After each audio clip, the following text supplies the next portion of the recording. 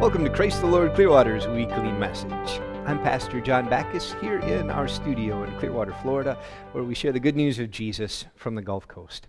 Today we're starting a new message series called Curious, asking questions that Christians might have about God or that non-Christians might have about Christianity. Today we'll begin by even asking if it's okay for Christians to question the things of God. I'm curious, do you think that faith can ask questions? Let's get in by starting with the story of my vanity. I'm a Christian, so I have a Christian vanity, and it's a bathroom vanity, the countertop in my bathroom. I was cleaning it, and my fingers were washing the backside underneath a faucet, and suddenly they poked right through the back of the sink. Now, I would have expected a, ceramic sink basin to be kind of tough, but as I poked around, suddenly I realized there's this manufacturing defect, because in some places that sink was just eggshell thin. Now, I wouldn't have known it was there if I didn't poke at it, but once I did poke at it, I couldn't go back thinking the sink was all right. Did you know that is similar to the way people outside of Christian culture may think about those inside Christian culture, especially those critical of what Christianity really is? They might say to Christians, you think you've got this wonderful worldview, this system of belief, and you know what good is, you know what God is, you got everything figured out, but have you actually ever poked it? Because if you did, you would find out that some of what you think is so solid and so trustworthy and so great has a manufacturing defect. And the only reason you don't realize there's a hole in your logic or there's a hole in your belief systems that would, make it not worth buying into is because you never ask questions about it. You don't question it because you're taught that people of faith can't ask questions about their faith because that shows doubt. Christians might be accused of being vain, having a shallow or an appearance of goodness, but not actually having good ideas to back it up. A complaint from critics that Christianity is vain. And now to my life story. In a sense, I might have a little vanity in my life as a Christian because there was a point in my life years ago when I was younger that I had questions. I was curious about some Christian ideas. I had grown up loving Christianity in a wonderful family culture. I was interested in maybe becoming a pastor work in the church. But there were some things I was really interested in digging into, asking questions about. And that's one of the reasons why I ended up at our church body's professional seminary. It was because I knew that there I could ask questions and poke a little bit to see if the Christian faith I had inherited and been raised in so thoroughly actually had some strength to it. There may have been a little vanity there, looking better than I actually was. Grandma might come up and say, "Oh, John, such a good guy, you're studying to be a pastor." When in reality, part of my heart was studying to be a pastor not because I was so certain, but because I was curious. I was wondering how well this stuff would stand up to an intense scrutiny. Well, as the years passed, you may have figured out that because I'm standing here, the things I was curious about, I was able to find satisfactory answers to, and I've retained my place inside of the Christian community, even after evaluating and asking what I think are some pretty hard questions. Do you think it was okay for me to do that, though? Can faith even ask questions? Before we really get into this message series, we're going to just start by asking if you think God minds if we ask questions about him or question how he works or how church teachings work. In the Bible, which is the safe place for Christians, it's where all the goodness of God lives, there are actually people who did ask questions. They were curious about the ways of God. So how about if we start by looking at people inside the biblical record who said, "God, I'm curious." We'll play a little bit of a question and answer game. Now, this game is designed for people who have some background in Christianity, know a little bit about Bible history, the narratives of Old Testament and New Testament, some major characters. If you're not sure who some of these characters are, these people in the question and answer game, just hang on tight and maybe you can kind of get at where I'm getting, even if you're not familiar with them. But first is Abraham. Abraham, the father of all believers, a hero of faith. Remember, Abraham was alerted by the Lord to the fact that a city known for its cruelty and pagan living was going to be destroyed. Their time of grace under God's rule was done, and they're going to get taken off the map. And Abraham was curious about God's decision making. He said, would God truly end the lives of the righteous just to deal with the unrighteous? So he was curious, and he questioned the depth of God's mercy. He said, what if there's 50 righteous people in the city? Will you still destroy it all, including the 50? God said, for the sake of 50, I won't. But Abraham was more curious. He questioned God's plan again and again. What if there's 40? I won't destroy it. What if there's 30 righteous? I won't destroy it. What if there's 20 righteous? I won't destroy it. What if there's only 10 righteous? I won't destroy it.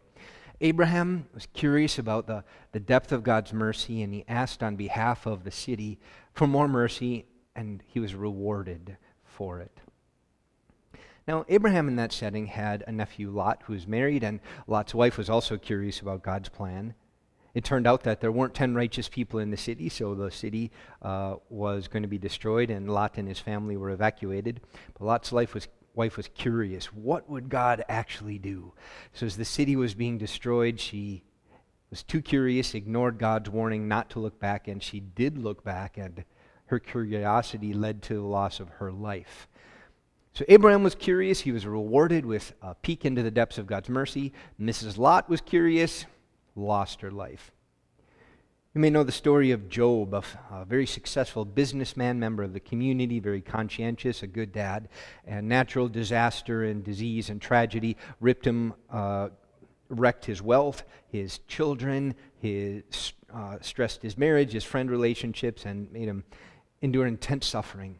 And Job asked the Lord why this was happening to him. He didn't think it was justified. So he said, I'm going to put God on court and question him.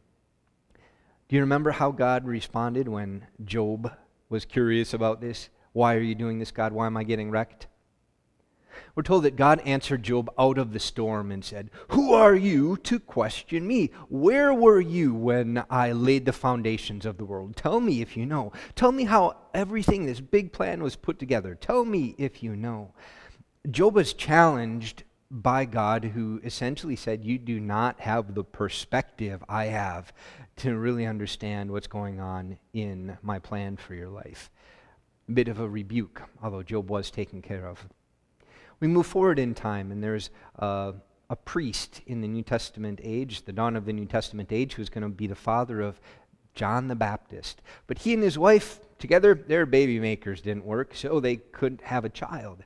Zechariah was way up in age, and the Lord met him in the temple area where he was serving and announced, you're going to have a baby. And Zechariah asked, how can this be? He was curious about how this was all going to work. He questioned God. And in response, God put duct tape over his mouth and said, essentially, you're going to be mute until your baby, John, is born because you did not believe what I told you would happen.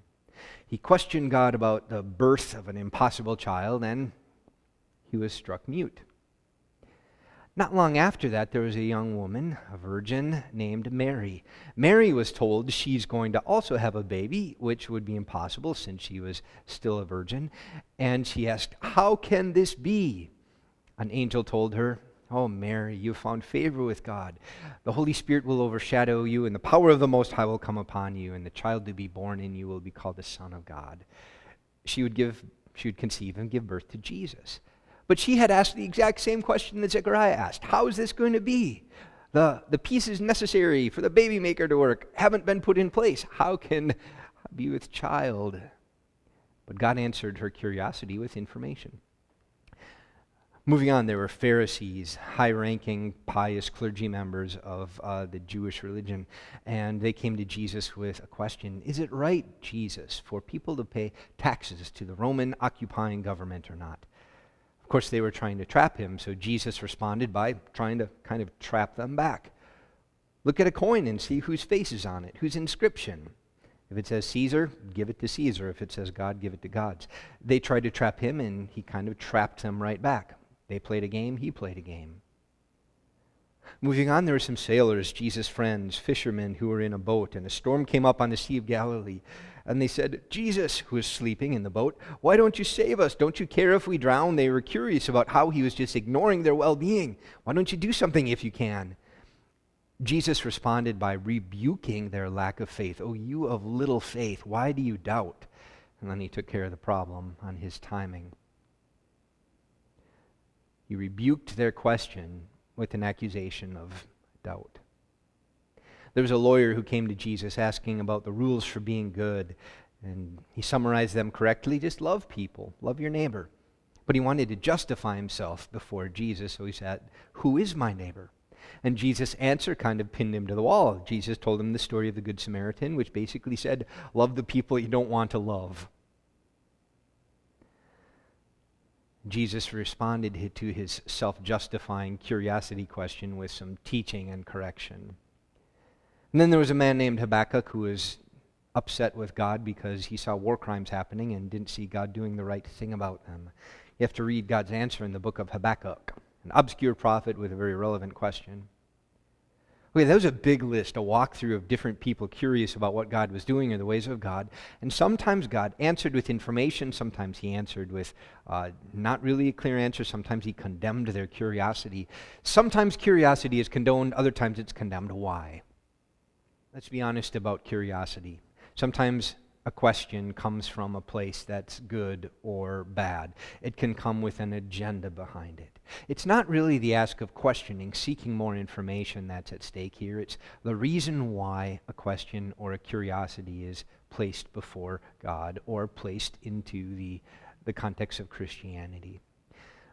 Let's be honest about curiosity. The Christian faith occupies a foreign heart.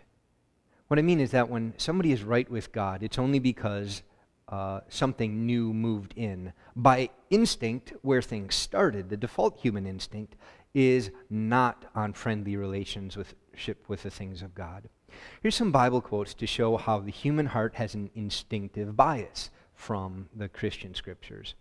Colossians 1 says, once before you were Christians, once back then you were alienated from God and were enemies in your minds because of your evil behavior. See the word there?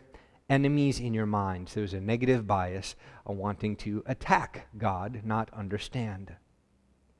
Paul in 2 Corinthians 4 wrote, "The God of this age has blinded the minds of unbelievers so they cannot see the light of the gospel that displays the glory of Christ, who's the image of God."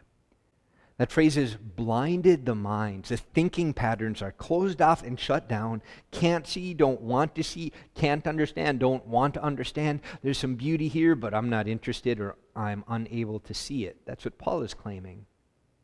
And again, Paul in Ephesians chapter 2, "As for you, you were dead in your transgressions and sins in which you used to live when you followed the ways of this world and the ruler of the kingdom of the air, the Spirit who is now at work in those who are disobedient." An influence that's evil, that blocks the things of God, that opposes the things of good. And Paul says, spiritually dead. There was a death inside of you. You couldn't feel or want or do or lean toward the right things. So these are the three descriptions that describe the bias from the biblical perspective that someone whose heart is still unconverted has against God. Dead, blind, and enemies. It's a negative bias. So we see that a questioner of God is not necessarily neutral. In fact, from the scripture perspective, when a person approaches God, it's either with an attitude of trust or with an attitude of disbelief. Blind, enemy, hostile to the things of God. So give thought behind your questions, if you have questions about God, and what the emotions are. If there's an instinct to attack or a resentment, or it's coming from a place of pain or denial or shame or guilt or self-justification. And give thought to why a heart would feel that way toward the concept of a benevolent God with a different way of working and a higher form of wisdom. Now, if you're asking questions about Christianity, not with an agenda to take it down, or questions about God, not with an instinctive desire to displace him from his throne as sovereign, but if you want to learn, it's actually natural. It makes sense to be curious because having faith is sometimes described in the Bible as a hope. For example, in 1 Peter chapter 1, we read that there were some people who were right with God that were really curious about God's plans.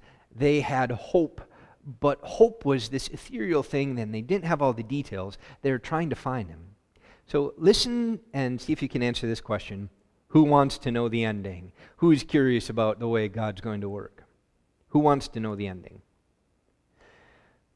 The prophets who spoke of the grace that was to come to you searched intently and with the greatest care. Even angels long to look into these things.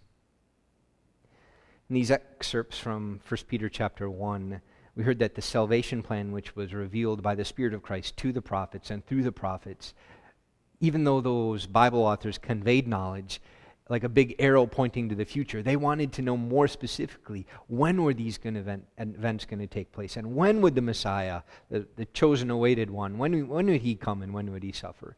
Not only the prophets, but the angels longed to look into these things, the fulfillment of God's ultimate rescue plan for us in this world. So if angels and prophets can have curiosity about God's bigger plan, it's kind of natural that you can too, because faith, confidence in God, is sometimes described as a hope, something ethereal that's out there that we feel positive about but don't have all the details about. Now, even though hope is ethereal, it's something that didn't happen yet, didn't materialize, it's still kind of in theoretical form. Hope has a reason for existing. It's not merely optimism or positive thinking, but hope has an anchor. In 1 Peter chapter 3, we're told, "In your hearts revere Christ as Lord. Always be prepared to give an answer to everyone who asks you to give the reason for the hope that you have." And this means that the Christian hope isn't a hope that is without foundation or without rationality or reason. The whole point of this passage is you've got hope, you're expecting good things, you think there's a good ending chapter to your story. Make sure you're able to verbalize why. What is the foundation that causes you to say, because of what I know now, I have good expectations for the future? Hope has a reason for being. Now, this is a powerful Bible quote because it means all this ethereal, spiritual faith and belief and peace and forgiveness and hope and optimism and good futures and heaven and paradise and resurrection, everything that hasn't, you can't grab onto, the spiritual components of the Christian faith, the metaphysical, are actually chained to something very physical.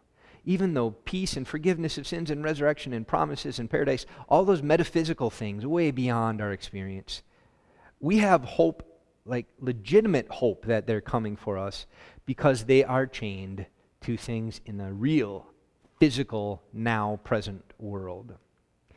One example of this perspective is from Hebrews chapter 6. The author says, "We have this hope as an anchor for the soul, firm and secure." Your soul is your inner life, and there's an anchor that gives you reason to have hope. And it's an anchor that's firm and secure. It's not ethereal, like trying to grasp fog. It's real. It's foundational. Now, this chain, think of it as an anchor with a chain. It enters the inner sanctuary behind the curtain where our forerunner, Jesus, has entered on our behalf. This takes some explaining, but the picture is the Bible author is speaking to a Jewish audience who most of their history had a church that had a secret back room, and that secret back room was the place where God taught them about how the salvation system for humankind would work. It was there that blood from a sacrifice would be poured on the altar, and that altar, which contained the 10 Commandments, the laws about good, that blood would cover the commandments, and that means God's people would be forgiven again. That was the back room. Of course, that Old Testament Jewish ceremony was a direct picture of Jesus, our Passover lamb, whose blood was sacrificed for our sin guilt. In other words, our hope of good things yet to come are directly linked, firm and secure, to the work that Jesus did. And the work that Jesus did is not unknown, it's not mysterious, it's not ethereal, but it is rooted in the physical world. It's good, testable, verifiable history. So don't be afraid to ask questions about that. Don't be afraid to be curious, since our faith life, the things we believe, have a deep history. This is what Romans 15, the Apostle Paul said. Everything that was written in the past, in the Old Testament histories of the Bible, was written to teach us so that through the endurance taught in the Scriptures and the encouragement they provide, we might have hope. History gives a reason for hope to exist. And history is something we can know. It's not ethereal. It's not mysterious. It is possible to know things that happened in the past. That's one of the things I learned to love about Christianity, that Christianity is not just an idea. It's not an invention of the mind. It's not just a neat thought pattern or a philosophical system. Christianity and the story of Messiah promised to the world through the descendants of Abraham in a specific place, in a specific time, it's built into the framework of reality. We can map the places without any trouble where these events took place. We know where the Sea of Galilee is. We can go to the cities and the places, the temple sites where Jesus walked, where he was arrested and crucified, where the people gathered to see him after he rose again from the dead. We have good writings preserved by academics, subject to intense scientific textual study. We have, in Christianity, a foundation of historical events, by that we mean things that actually happened, that give us a world of facts, whether it's in architecture, the story of the church through the ages, in archaeology, rediscovering in the dirt the things that have been there for a long time, or even just academics, a study of the text of the Bible writings, where they came from, their reliability, what they say, how to translate them. There is an incredible amount of information available for the person who's curious about the reason for the hope in God that Christians have. And that was relieving to me as I headed into seminary so many years ago and still today. Love the story of Christianity. I want it to be true because it's so beautiful to me, and I'm so glad because I found it to be true. There's something so beautiful and inspiring about the messianic story, that human beings are universally broken. We live and we die, but there's an answer to this cycle of death, and it's Jesus Christ, who traded his life for ours, brought reconciliation between humankind and heaven, gave you the forgiveness of your sins, told you that he'll take care of you in the long run. Nothing will be able to ruin your story. There's such good news in the Christian faith, and there's such a foundation for that good news that it's anything but vanity to say Christianity is trustable. Now, there are some things we won't know, we'll be curious about, that may be beyond us, or may be a not yet question. They'll be answered later. Here's the main point, I guess. We know enough. We know enough about Jesus Christ. We know enough about how he impacted the people of his day. We know enough about how that changed the world. We know enough about how that story was conveyed through generations up to this day. We know enough that gives us a reason to have hope. We know enough about Jesus to trust him with our lives. In other words, I guess what I'm saying is that I don't believe Christianity is like my Christian vanity, my bathroom vanity I have as a Christian, where if you would just get up to it and poke it a little too hard, you'd see how flaky and how unreliable and poorly manufactured it is. This is a worldview that has survived as Christianity for 2,000 some years. And before that, in the form of the messianic hope, going back as almost as far as we have recorded written history. There is such a monumental evidence for the trustworthy nature of the ideas of Christianity that I, for one, believe you're not wasting your time living as a Christian and trusting what Christianity invites you to trust. And I also give you permission then to ask your questions. We'll continue next week with some of our questions about the heart of Christian teaching, the Bible. Come on back in our next episode. Until then, God bless.